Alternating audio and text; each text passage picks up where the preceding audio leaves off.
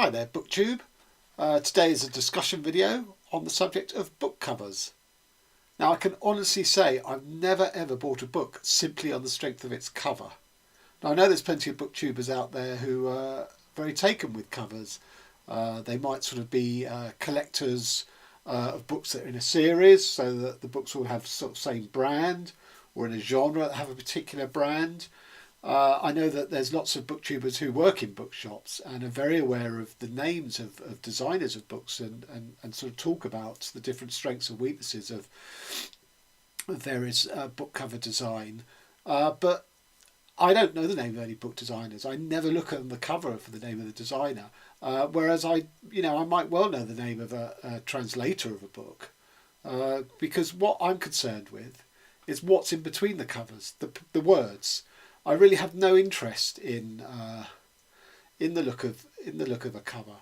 I'm the same with clothes, as you can see. I wear clothes for comfort and temperature, and that's it. Now, does this mean I have no aesthetic sense at all? Well, I know what I like in art, so I have some sort of aesthetic sense. But I admit that the visual sense doesn't play a huge importance in my life. So let's I've grabbed a selection of books at random. They're the ones I've either just read or just bought, or I'm in the process of unhauling. So I have to take them as representative of a whole of my book collection, and I want to talk about them. So the first one is Fitz Corrado editions, who are they publish authors from all over the globe, and all their fiction looks exactly like this: plain blue cover with white sort of print. And to me, that is the absolute apotheosis of cover design in one way, because what it's saying is, yeah, this is the aesthetic. It's unadorned, because what matters is the words on the page, and I'm totally down with that. And they have a non-fiction imprint where I think it's the same, but it's grey instead of blue. But I admit, if all books look like this, but just with different colours, and that was the spine, and that was the cover, and that's the back cover, it would be a bland world of books. And if you went to a bookshop and all you had was this sort of unadorned artwork, it would be a bit samey. It's a bit like sort of under the old state socialist regimes in Eastern Europe, where there was no branding on any of the food in the supermarkets. It's all this just sort of grey cardboard and plain silver tins of tuna and things like that. So as much as I like this, I admit that the whole world of books cannot follow this recipe. So there's that one. Then a couple of Penguins. Penguin classics. So Clarice Lispector, Hour of the Star, and Vladimir Nabokov, Pale Fire. And Penguin do this a lot. Both of these covers are details from actual paintings. Now, unfortunately, I'd like to be able to tell you what they are, but I don't know if you can see. The print on the back, where it talks about the cover image, is this, and it's unreadable to someone with my eyesight. So unfortunately, I can't tell you. But they are both pre-existing paintings that someone, presumably in the Penguin art department, has dug out, and that is a detail of a larger painting, and apparently the painting is in the Imperial War Museum, and I've no idea what this is in terms of where it's come from, etc., etc. But my question is, what have they got to do with the book? I mean, presumably, I haven't read either of these yet, so I don't know, but presumably there's something suggestive about the image that relates to the book.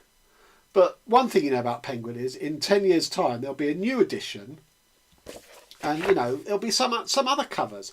I've gone onto the internet and I've pulled off a whole range of Pale Fire's covers. Now I know some of them are a new edition, some are hardback, some are softback, and all of that.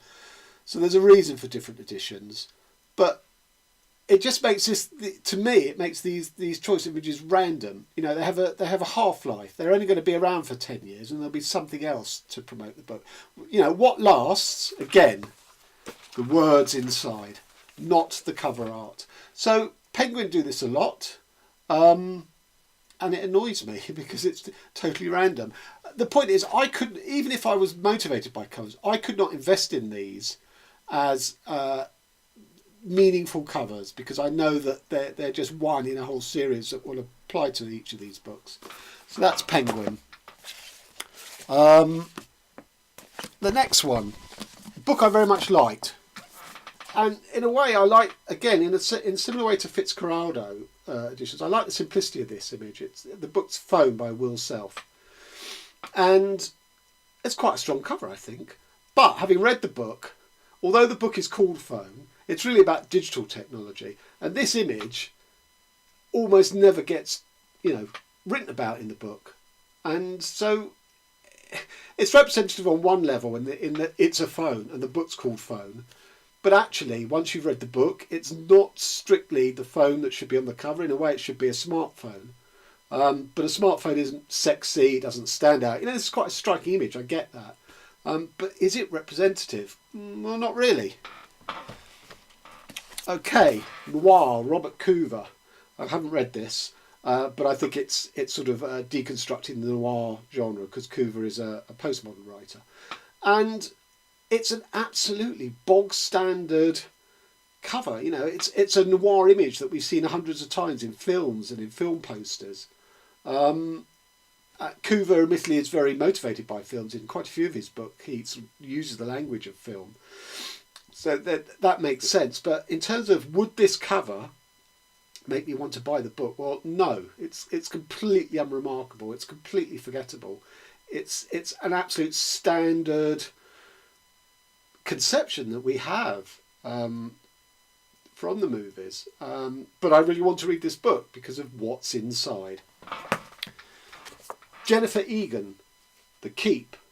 Well, what's this cover doing? Absolutely nothing. It's the title and the author. So in a way, again, I should approve of that. Bare minimalism. But it's just, it's ugly. It's I don't know if the words are sort of supposed to be sort of suggestive of some sort of fortress or whatever, in this sort of overlarge type, and the way they're sort of stacked on each other. It's sort of battlements. I don't know. I mean, it gives you no idea what the book's about. The little quote there is a quote from the paper, the New York Times, so that's not going to clue you in. This cover does absolutely nothing for me. Right, The Early King and the Kid in Yellow, which I haven't read, I've only just bought. Now, I've seen this cover described as stunning, and people fall in love with it and stuff, but to me it's, it is relevant as far as I know what the book's about, because in the book it never stops raining, so you get that. And there's a bit of a sort of hooded monk stroke hoodie gangster stroke fire devil, I get all the elements, and there's the town that it's set in, but it looks like a cartoon to me. I think it's going to be a really good book, don't get me wrong. I think it's going to be excellent, but the cover, which I've seen, as I say, I've seen people sort of rapture over, does nothing for me. Okay, here we come to the photograph image book, Ian McEwan, Atonement. Now, it's quite a striking image, I get that. And on the back, sort of more of the same. And having read the book, I kind of get, this is obviously some sort of, suggestive of some sort of stately home or whatever, where the action of the first part of the book takes place.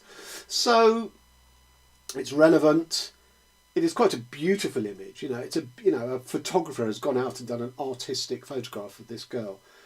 But it doesn't make me want to buy the book anymore. I'd read the reviews, or I'd read, what it was about. That's what drew me to the book. I bought it in hardback, so this is the only edition at the time. It's the only version of the cover that would have been around. But I'd already made my decision. Could a bad cover have put me off? Probably not. Could this cover, if I'd been browsing in a bookshop not knowing about the book and seen the cover, would it have made me want to pick it up? Well, no, because it's quite beautiful and aesthetically pleasing, but it doesn't tell me, the image is not meaningful in itself to suggest what the book is if you didn't know, if you didn't have some background knowledge. So, I like this cover, but again, in and of itself, it is not enough to make me buy the book, where without that I wouldn't have bought it. So on to the last two. This is called Light by John M. Harrison. It's a science fiction book. And it has lots of elements. So we have a skeleton, we have a rocket ship, We have stars, we have these strange sort of dice which are sort of runic symbols on them. It's all stuff that's relevant to the book. But to me it's an ugly melange of a cover. I mean, again, if you didn't know what the book was about, you know what these elements are, but in sort of isolation, without knowing how they link together or what they actually mean. Now, what do these runic dice represent? It's not enough to make it pick up. And to be honest, anything with a skull on, admittedly this is a whole skeleton, not a skull, reminds me of goth, and I hated any record which had skulls on, record sleeve, and if anything it would put me off. Again, this, apart from being a mess, I just don't think this cover has any attractive pull, any magnetic pull on me at all. And finally, this is one of my favourite books ever, but the cover is terrible. It's a postmodern novel. This is not a novel, gives you a clue as to what it is. So what are you going to do? Well, this is not a novel, but this is the author.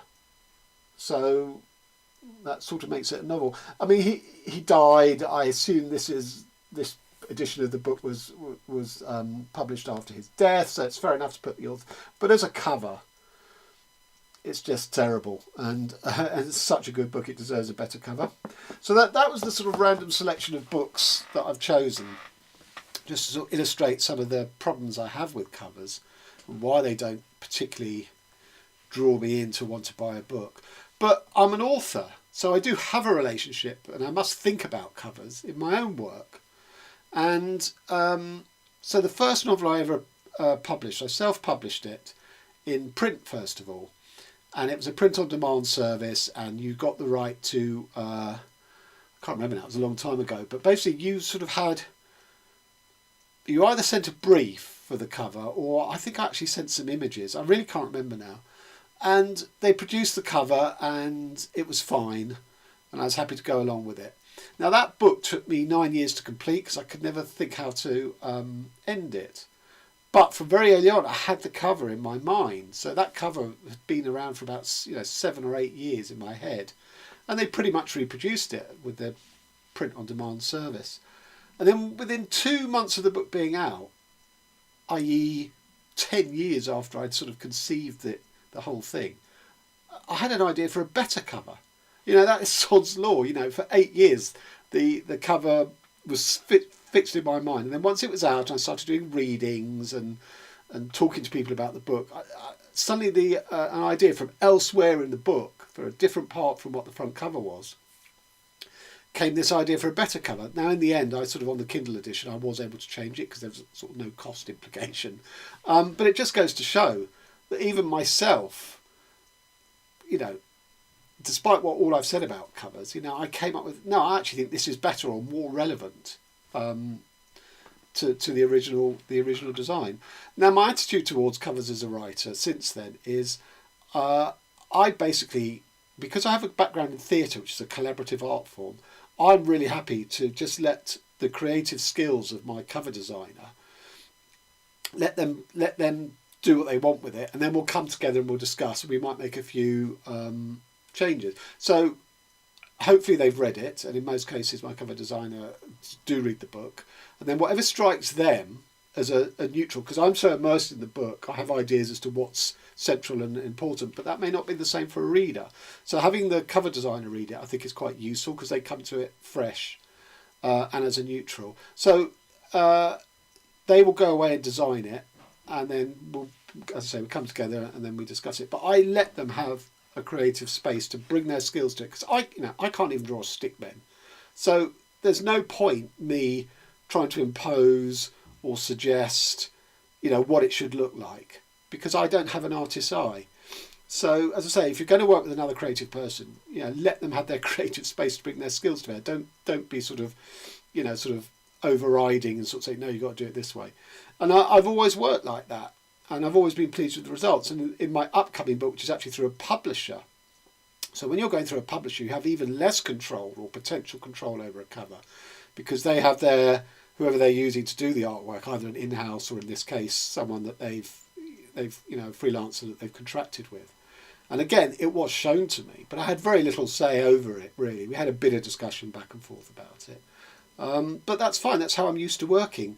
But, you know, obviously covers are important. And just because I don't get drawn to a book by its cover, obviously lots of people do. So I have to recognise that the covers of my own books are important. But to me, it wouldn't make me go and buy the book, although I've written it, so I don't have to go and buy the book. So that's what I feel about book covers. And I know I'm sort of out on a limb on this, really, because it is important to a lot of people for a lot of different reasons. So I'd welcome your comments in down below, and let's start a conversation about this. Okay, thanks very much.